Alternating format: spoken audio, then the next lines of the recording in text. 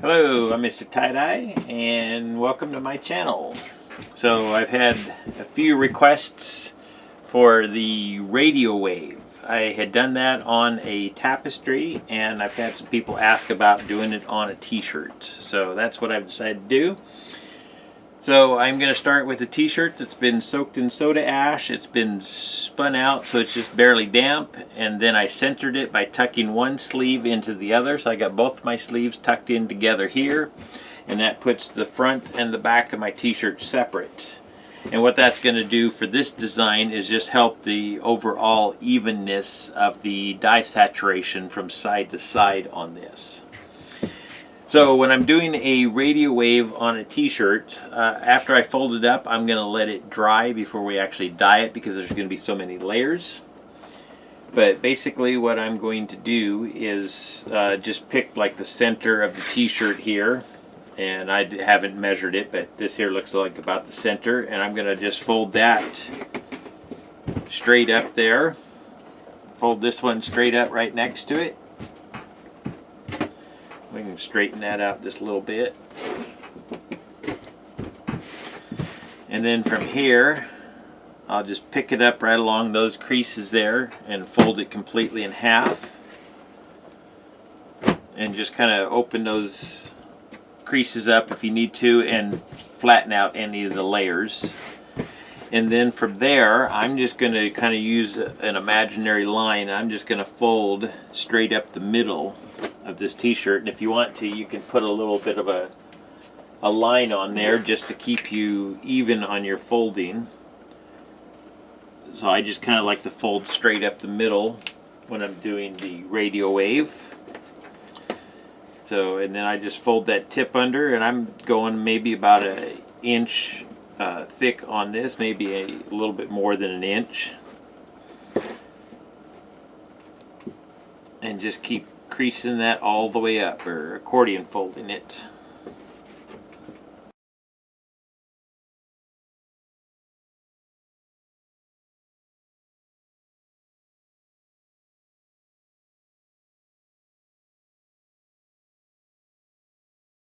There's how I do the fold for the Radiowave on a t-shirt.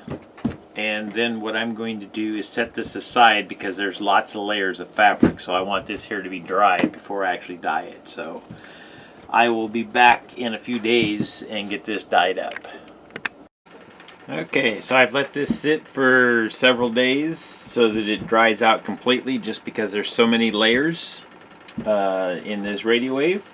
So now it's time to get some dye put on this, and I decided what I want to do, just because I like extreme contrast, is I'm going to go with orange and purple on this, and I might splash a little bit of other color in there just because, but I'm going to go with orange and purple, and I'm going to let them blend just a little bit because I do like the color of brown that comes from mixing the orange and the purple. And this t-shirt happens to be an extra large, so it's possible that I might make this and keep it for myself. So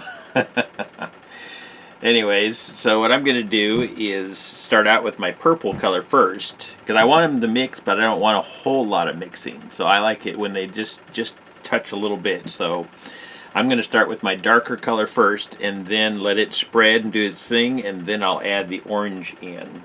So what I'm going to do is dye up both sides here. Oh, and I let this dry completely.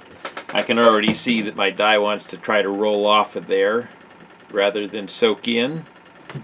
So I'm just going to lightly spray it with soda ash water.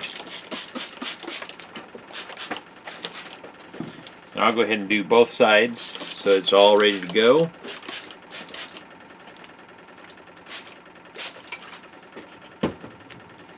And we'll wipe up that excess. And then we'll go back to putting dye on.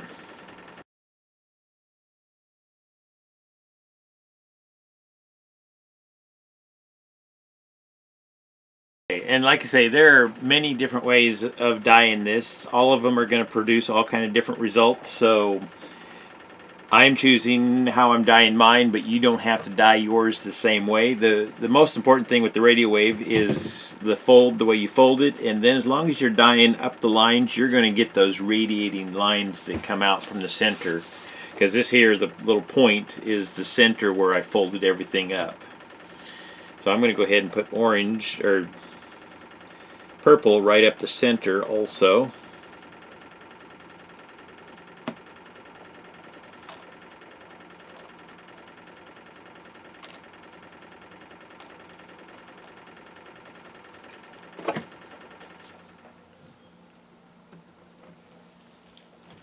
And I'm just opening these creases up just a little bit so that dye can soak down into the creases rather than roll into little edges here.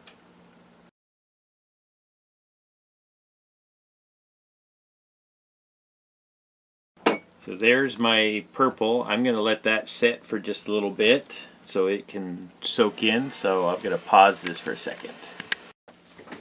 Okay, I let this sit for about 3 or 4 minutes just to let that purple spread a little bit. And now I'm going to go ahead and put orange on. And like I say, I'm going to put it on right next to the purple because I do want them to blend just a little bit here on the edges. So I just like really a lot of contrast in there, and providing doing it with the purple and the orange provides a lot of contrast and will give me just a little bit of that brown that I really like.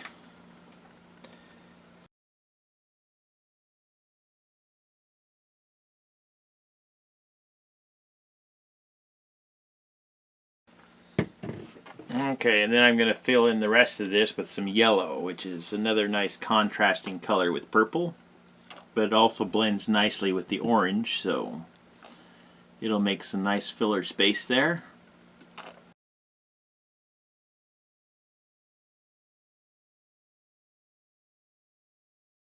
Now I'm going to set this onto a clean dry rag just to help soak up some of that excess dye as I'm squirting more on here.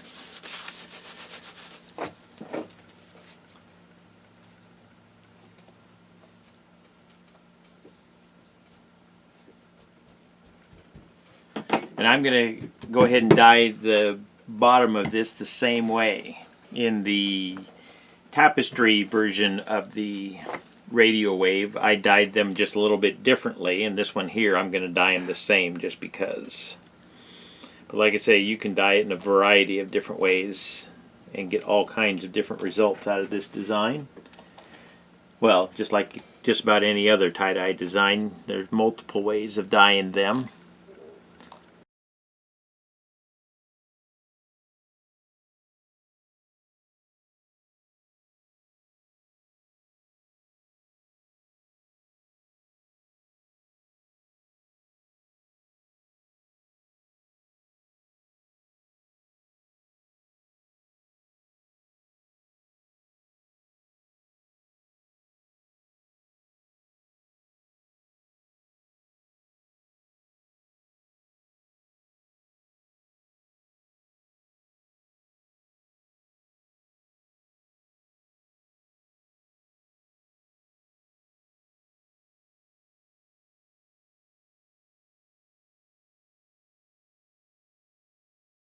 Okay, I let this sit for a few minutes to let the dye soak in while I refilled my dye bottles. And now I'm going to go ahead and apply another coat of dye, and then I'll probably flip it over and add one more coat to the other side.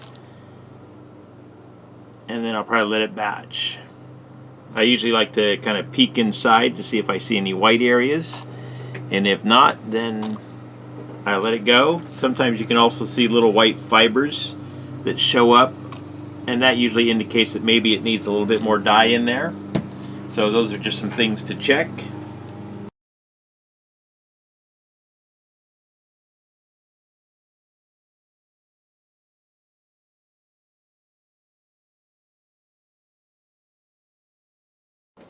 Okay, I can see a little bit more white down in here in this orange. So I'll add some more of that, and sometimes opening these creases up a little bit to be able to squirt more dye down inside helps.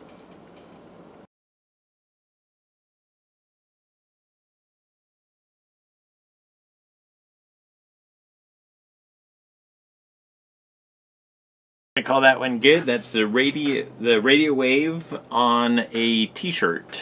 So I'm gonna let this batch for 48 hours and then I'll have the results for you here in about 2 seconds. Thanks for watching.